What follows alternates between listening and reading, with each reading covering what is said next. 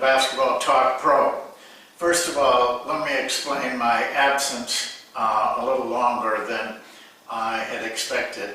I was involved in a lot of travel and also didn't have my equipment to do the show with me, and it took me a little bit of time. And actually what I'm doing today is rather makeshift, but I think the content that I want to talk to you about is worth the effort, even though the performance may not be as professional as I would like it. Actually today I want to share a concept with you, an idea, so to speak. It's a concept that you can use with yourself as part of personal development.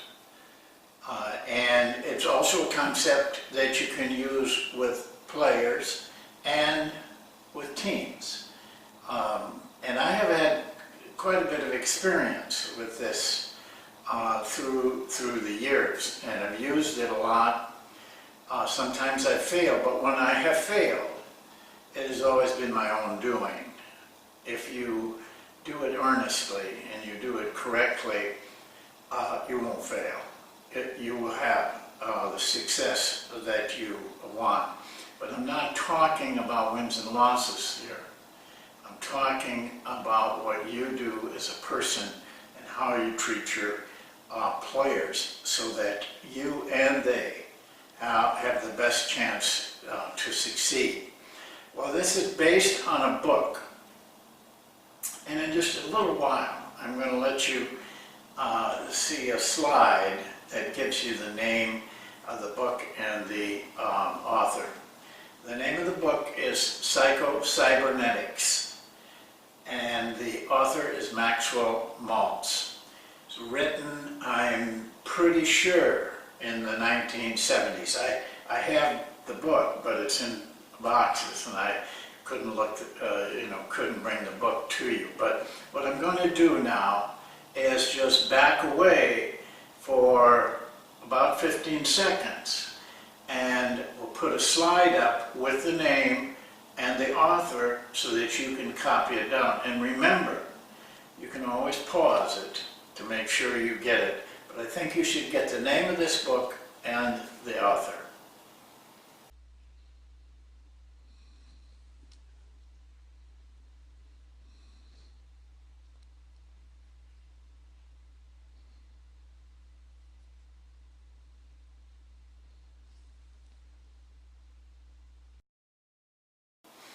Well, Maxwell Malts wrote a book called Psycho Cybernetics.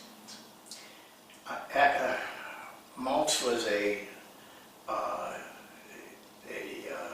person that repaired faces and even parts of the bodies. He was a plastic surgeon at a time when it wasn't a real flourishing business. But what happened with him is he began to see certain things that happened to his people. Like, for example, a lady came in with a terrible disfigured face from an automobile accident, and he repaired her. Other people came in for more minor things, but he was able to change their problem. But what he found was he didn't necessarily change their mind with changing their problems. In other words, there were some that when they got repaired, a nose job or whatever, became extremely confident of themselves and pleased with themselves, and it made a big difference in their life. But what he found was that some people, even though he made the same kind of changes and they went from a disfigured person to a very normal and should be happy person, and yet they did not have the self-esteem that they should have had because of the long period of time that they were embarrassed about their looks.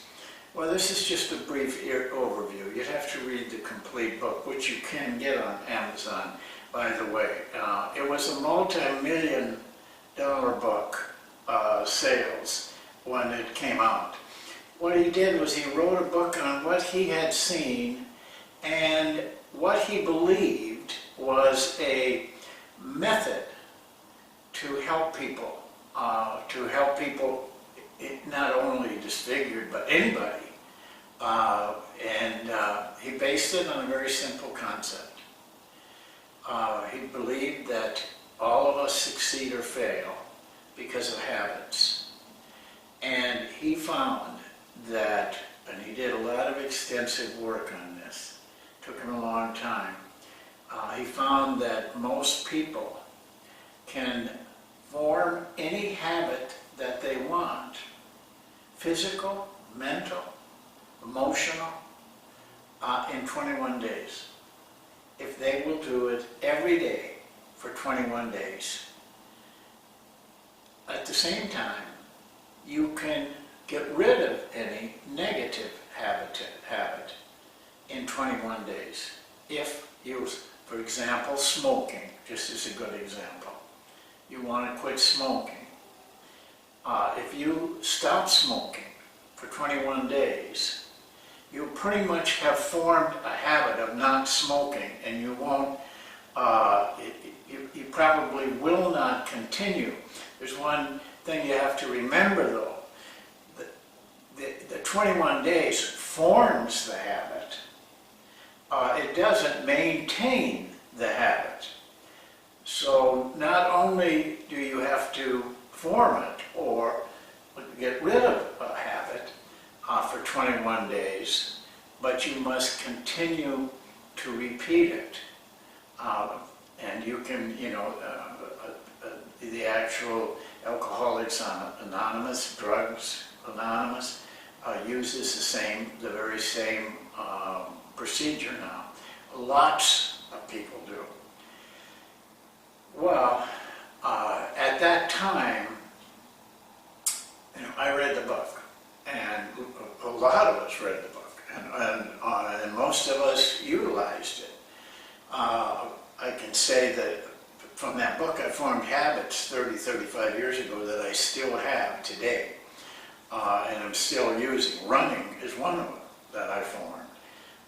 And there was others along the way. But one of the people that really kind of brought it out was the great golfer Jack Nicklaus. Jack Nicklaus, when he came on the circuit, was kind of a heavy guy, pretty weighty, had a large stomach and everything. But he was on camera all the time. He was embarrassed. And what he found is if he didn't drink soft drinks, which he was a habitual drinker of soft drinks, that he could take weight off. And he went and used the 21-day concept and was successful.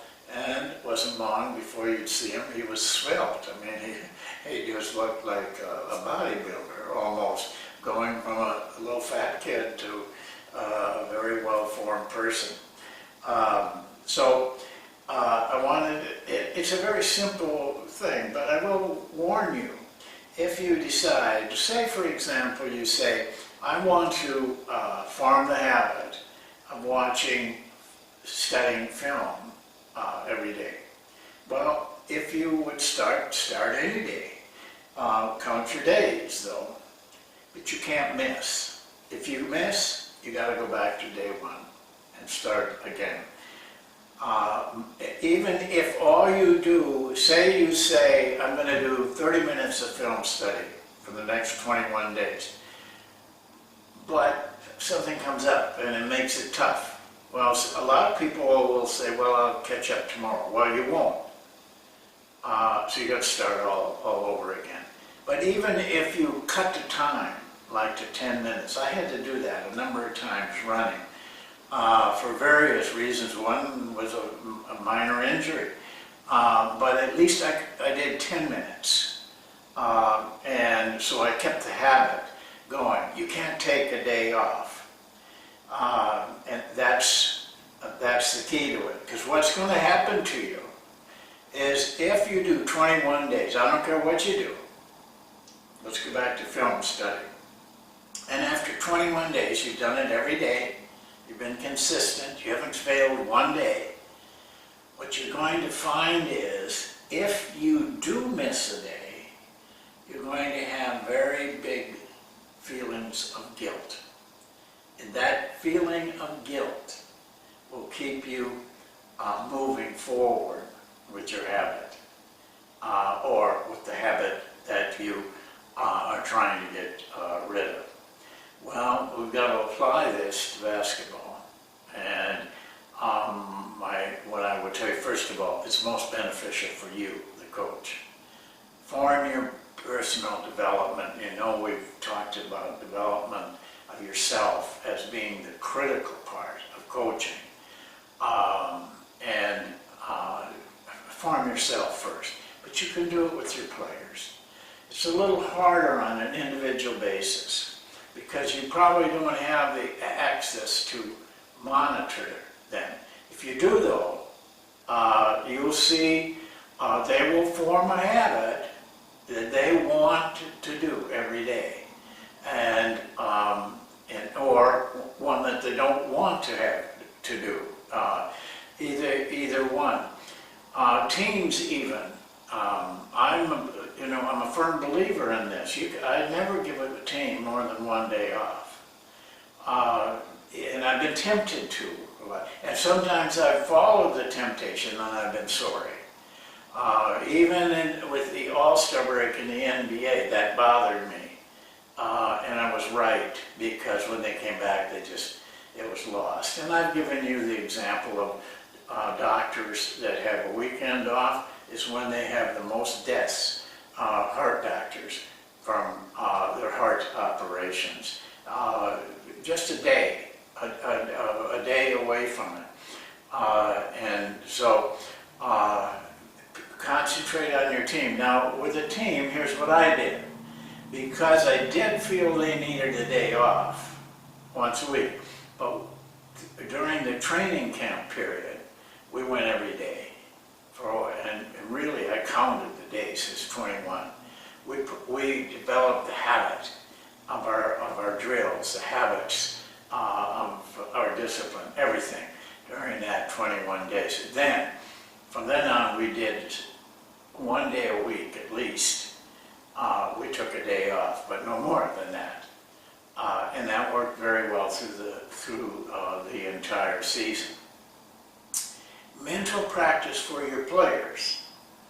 I've talked about mental practice. A lot of you don't maybe understand it or think it's kind of weird, but it works.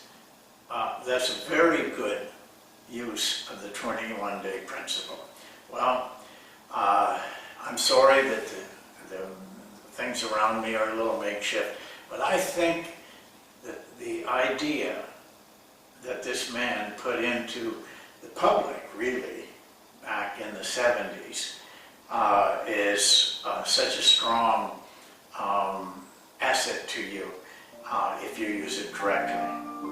So, thank you for watching, and we'll see you next time, and it won't be so long next time. Thank you.